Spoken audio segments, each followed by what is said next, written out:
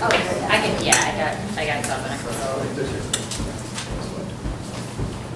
So, I can introduce myself first. I know a lot of you here. My name is Erin Sievert. I've lived in Waterloo since 2003. When my husband and I moved here, I think for the same reason, a fair amount of people end up in Waterloo because we were splitting the commute between Madison and Milwaukee, so in that way we're pretty typical. We moved, we knew at the time, we didn't have kids yet, but that we wanted to start a family and that Waterloo had a great school, or had a great school system, and was just a really great community for people with little kids and people who wanted to start a family. So that's why we're here, why we stayed, and why we've become kind of increasingly active in the community and wanted to make sure that that young parents and people like us have a voice in the city government. I've been on city council and library boards and just various things, getting involved in the community because we think it's really important for people who care about their communities to be involved. And I guess one of the reasons that I'm obviously supporting Lori is that throughout this process, when I've tried to engage some of our current representatives, I haven't gotten much of a response. And so I'm thrilled in Lori that we have someone who's here already and ready to listen. I offered to moderate today. I just kind of want to give you a heads up. I know some of you have probably been to some of the other listening sessions. A lot of you are local to Waterloo and haven't. Today is really an opportunity for Lori to go into her campaign with an idea of what our concerns are, our local concerns in Waterloo, and what things we think she needs to know as she's going forward. And her goal today is really to listen. It's not, and to find out what's going on in the lives of people in Waterloo and the ways that state government can play a positive role in their lives. So that's kind of the frame at which we're looking at this today. And so as we go through later and kind of ask for comments, I ask that you keep them in that frame. This isn't, Lori's not running for president. It's really about the ability state government has to affect our lives on the local level and what we want from our state government. I think I don't want to totally speak for Lori, but that her goal is to find out what we need so she can go forward in her Senate race with the idea of what she can do for the citizens of the 13th district. Yeah, I guess one thing that I started the first listening session at Beaver Dam talking about was we have circles of concern, which might be very broad, but we also have circles of influence, which are considerably narrower.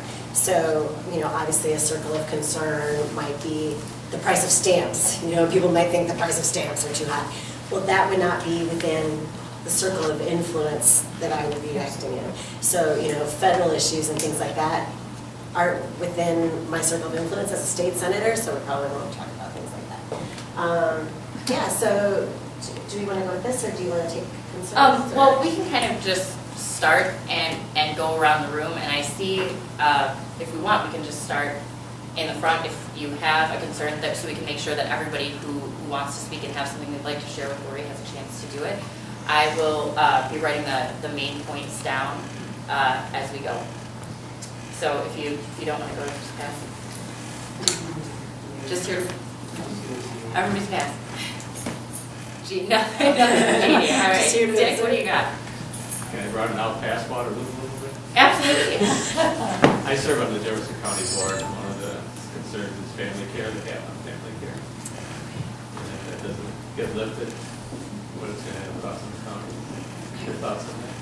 Well, can you elaborate a little bit? I was talking, as someone who's really helping out with the campaign is Ann Johnson, and now her husband works a lot with family care, but it's a really complex issue. So if you could tell me kind of what you see at the county level that affects Well, you put Walker put the cap on it without allowing any new sign up, any new enrollees. Yeah. So the county is picking up that cost, if the state doesn't help out with that. So the Senate, I believe, has rescinded the cap, but the Assembly is still enforcing the cap. Okay. And So I understand you're right for the Senate, but yeah. I mean. And so you feel like the county doesn't have the resources to absorb that additional cost, so Right. you would support removing the cap. Right. Okay, great. So do you want to put opposes removing the cap? Yes. Do you have any questions, concerns? Do you have some ideas as far as small business development, nurturing, and working as a senator, working for and nurturing small businesses in our communities in the Senate District? Sure, yeah, I have a small business of my own.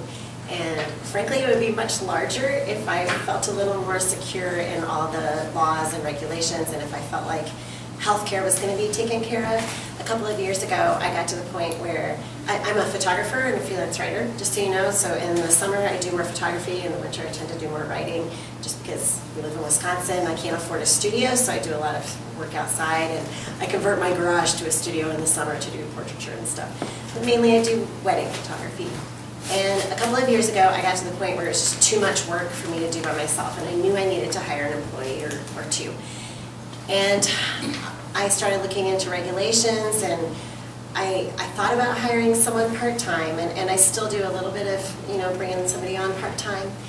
But what I was concerned about was that if I brought someone on part-time and trained them a whole lot and got their skills really, really good, that they would quit and start their own business and be my competition.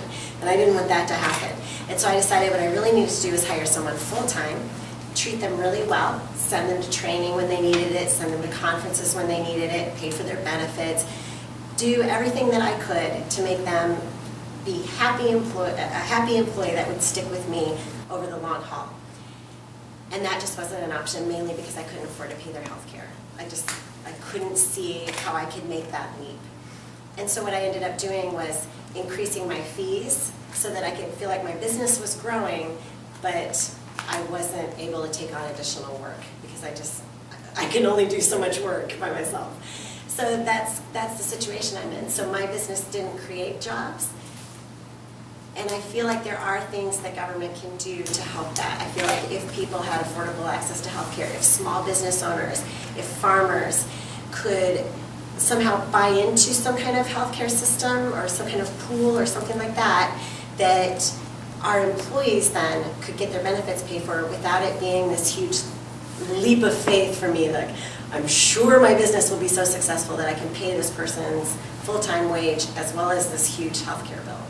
So that's something I would like to look at, and I'm building a team of people who are small business owners, people who are medium-sized business owners, people who have experience in the private sector, and trying to talk to them. And I'm talking about people from both sides of the aisle, not just Democrats, not just Republicans, but independents, Republicans, Democrats, people who just have a genuine concern for the future of this district and saying, what can we do? What can government do? You know about this. You know even more than I do, because I'm just a business of one person.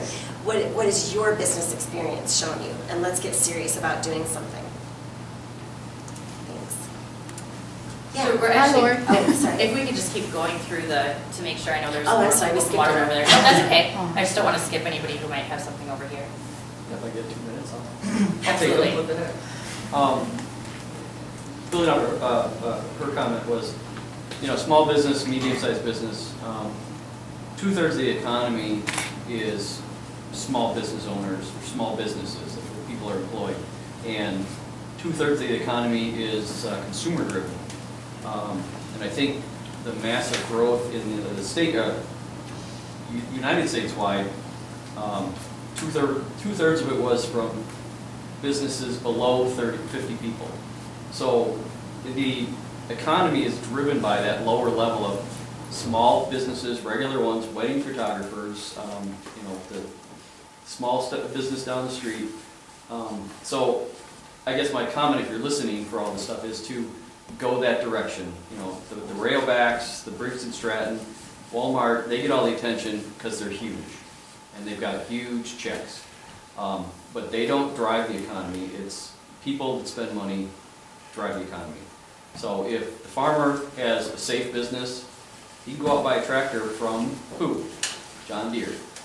So if any local businesses have some safety in their economy, they can go hire somebody who's going to buy stuff and spend money. The last 30 years have kind of been focused on a top-down economy, which obviously didn't work. It's never worked in the last 30 years very well. So I'm all for the bottom-up look That's where everything is, that's where all the businesses are, that's where more people are impacted. If you had a program that affected small businesses, you'd affect most of the people in the state. If you had a business that affected large businesses, you'd be looking at a small minority. So who should we look at? You know, the small people, or you know, the big chunk of the economy that drives everything. So I think that approach is great. You're probably going to get pushback when you start talking to people with money and large, you know, corporate interests. So it's Yeah, gonna and get- I'm not saying discount those large corporate interests. I mean, if some, if Epic decides to move from Verona to here, that I've would be worked fine for with them. me. I've worked for them. They're very important, Yeah. but they don't drive it. Yeah, and I do feel like there are a lot of people, especially with the advent of the internet, there are a lot of people who feel like, you know, how can I bootstrap myself up with the skills that I have? I mean, that's what I feel like I've done with my photography. A long time ago, it would have been very difficult to start a business like mine, where I'm marketing to people in Milwaukee and Chicago and Madison, and you know, sometimes people call me from even further afield. They're getting married here, but they've seen my website. It's very easy to market. And so I feel like people are looking at their lives and they're saying, I need to make some more money. How can I do that with the skills that I have? And there are a lot of people like that, and I would like to see state government support that. Thank you. I would say, oh, you got somebody else? Oh, no, we're actually going in order here. So, yep, no, you're good. Okay. Two things, I guess. One is education. I think educating our children is very important and very costly not to. I think that if we don't educate them, they don't graduate from high school, we end up paying for them in other ways, more destructive ways, and I would rather see us really look at funding our future, which is our children. So that's one piece, and the other thing is I would echo healthcare. I think we're putting so many people at risk by slashing Badger Care and by not having new pools for healthcare. It's such a major issue. And again, decide which pocket you want to pay out of, because those people who aren't insured either default on their bills and that goes to our healthcare, or they go into our emergency rooms, which is the most expensive healthcare there can be. And again, it comes out of everybody else's who has some sort of healthcare pays for it, or if you pay for it out of pocket, it's more expensive to pay for those people who can't afford it. Very good points. Thank you. Signature. You get them I'm done. on it, yep. Right. I got the quote, which was key. Herb, did you have Thank you. something? Well, the Democrats are raising the taxes. Well, my taxes, I don't think would have went up if four members of our city council would have voted for an increase in our tax situation. And school board, they voted for a $50,000 tennis court. Now, if they would have done that, I don't think my taxes would have gone up at all. And with the letter in the paper just the other day, the Appleton School Board decreased their medical for the teachers $2 million because of Walker. And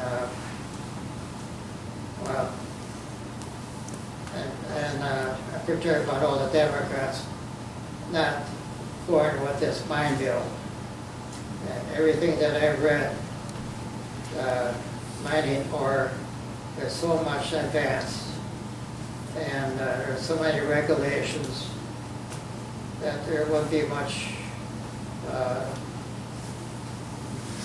bad water or acid in the water. The mining will be very clean compared to a couple of years ago. Just because I believe every Democrat voted against it and one Republican. There should have been some leeway. All these people that would have been employed are not going to be employed anymore, and you can't blame the mining companies for down in the city, kind of Wisconsin, voting out. Somewhere along the way, we got to work together more, not just because you're a Democrat or I'm a Republican, but there's so much that both parties could work together. I agree. I would Instead like of to just see that. bickering back and forth, whether it's a state or a federal, it's, so if, just in case you get elected, I sure hope you don't have to vote Democrat just because you're a Democrat. Oh, nobody's going to tell me how to vote. Yeah, Except the constituents. So, would you like me to comment on that, or did you just want to relate how you felt about the mining bill and? whatever, it's something that everybody should be aware of, that mining bill would provide millions of dollars of income and all the 700-800 employees that they would have employed. I think that's so much of a mistake that on both parties, well, the Republicans, but mainly the Democrats, they should have, I don't know how to put it, but they did the state very wrong in getting together and not a single one voting for it. Okay, well, I'd like And to there's point split out. parts of the bill, and apparently there's a couple of bad parts in the bill that should have been worked out. Right. There is a mining law in the books, and apparently what happened was this mining company looked at that mining law and didn't feel like their mine would be compliant with those laws. And so Scott Fitzgerald himself said the other day that the mining companies wrote this new bill. He said it, it's on the internet, you can see him saying, when the mining companies were writing the bill. So they wrote a law that fit in with what they wanted, rather than comply with the mining law that Wisconsin already has on the books that protects our environment. So if they really wanted to bring their mine, they could bring their mine, but they've got to comply with the requirements. And one of the things that they said was that, the DNR takes too long to approve these things, and they wanted approval within a year. I was talking to some geologists, and they said that the Corps of Engineers has to do their own environmental impact statement for a project like this. And so if the Corps is doing an environmental impact statement and the DNR is, they can cooperate.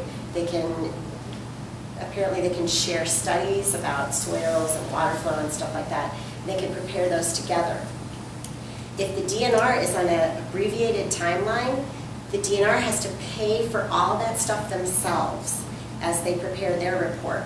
Then the federal government has to pay for all their own studies, but they're going to take however long they're going to take. And the mining bill, or the mine, will not be approved until the feds finish all their level of review. So it wouldn't even matter how quickly Wisconsin approved something like this. The feds are still going to take however much time they need. It's just going to cost at least twice as much, because we have to pay for those studies and we have to pay for those reports, and the feds have to pay for theirs. So it's just one of those things when you really look at all sides and think it through and look at how this process will actually work, it didn't make sense. So you're not really for the mining bill the way it stands now. No, I say we have a mining law in the books. I think Tommy Thompson I think that went through under his administration. He's a Republican, and he, this has been from what I understand, a good solid law for a while. Charlie Sitz had a DNR representative just the other day on his program, and she was talking, there are so many safeguards in this mining now. They've made so many advancements. Right, so they can. There was probably very little acid water or whatever it is, environmental stuff that would, not like it was years ago. Right, so if that's the case, and I think it is, I think there have been a lot of advancements, then comply with the law that we have. Don't write a new law that says basically the people have no recourse. That's just not fair. So, thank you for your comments. Do you have anything you'd like to This is say? a different issue. How are you on the subject of life? I love life. I meant like abortions and senior citizens. Senior citizens, like, Well, the first time something happens, they yell Social Security, cut it back, or do other kinds of things. That's the one thing where the money's turned over so quickly, because we have to use it right away. I'm sorry, I don't understand what you're saying. Anybody that has a problem in the government, they say, let's do something with Social Security. I think it's been working awfully well for a long time, and I know that I've been paying into it for my working life, and I hope it's there for me. I hear that it's supposed to be insolvent by the time I'm old enough to retire, and that upsets me because I've been paying into it for a long time, and so is my husband. So what's your feeling about that? I think it's fine the way it is. I just, every time they holler, let's do something about Social Security, I think. If it ain't broke, don't fix it. Okay, but yeah, that's something, again, that's probably outside my influence, you know, as a state senator. I wouldn't be able to do anything about Social Security, so, yeah. Thank you, though. Yes? Is there another question? The first thing. First part was abortion. Oh, well, that's another thing that's outside my scope of influence. That It's a should federal be a law. thing that every politician, regardless of their situation, they're doing something about. They want to do something about the sexual laws. Like eliminate contraception. And, Oh, yeah, tell you when you can and you well, can't. you know, I think contraception is a good idea too. I think, you know, I'm not going to go out on a limb here and say, but I don't think I am going out on a limb by saying sex is popular. And not all of us want to spend 30 years of our lives being pregnant. So I think contraception is a good thing. I think I think most people have already taken care of that in their own little. Yeah, I think these are decisions that are made between women and their doctors, and I think it's a good thing to have contraception available for like college kids who, you know, they need it and they might not be able to afford it, but they can even less afford to have a baby. So I think making contraception available, particularly to low-income people who need help purchasing it, is a good